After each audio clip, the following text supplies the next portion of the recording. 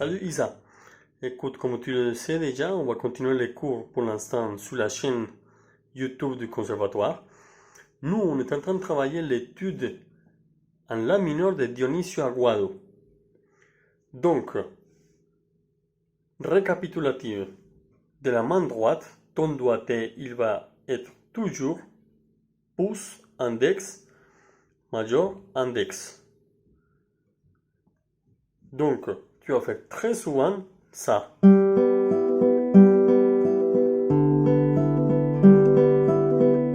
la main droite. Pouce, index, majeur, index. Des fois, tu vas jouer la quatrième corde avec ton pouce et des fois la cinquième et la sixième. Donc, première partie, les deux premières lignes. Regarde la main droite.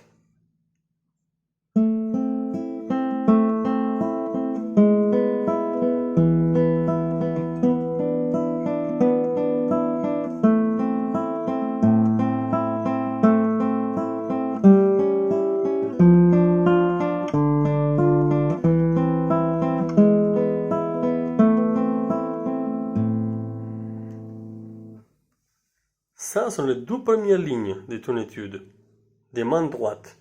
C'est assez simple. Maintenant, on va regarder la main gauche.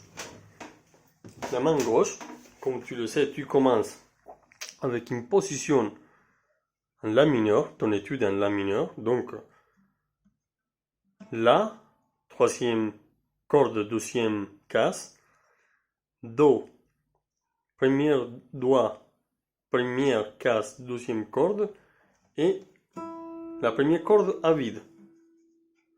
Et tu vas le faire toute une mesure. Troisième casse, c'est un mi majeur, sol dièse. Premier doigt, première casse, troisième corde.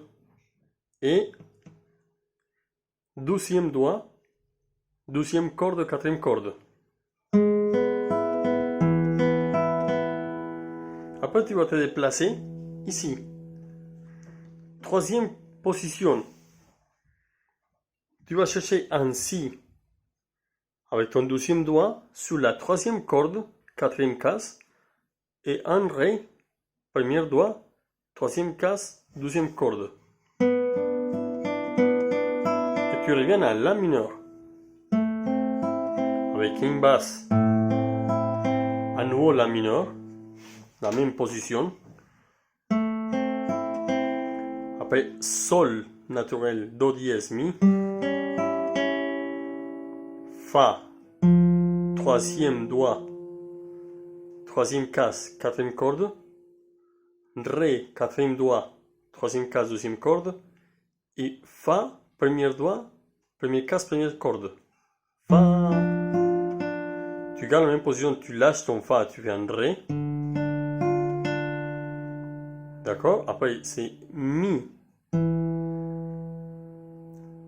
Deuxième casse, quatrième corde, deuxième doigt. Mi.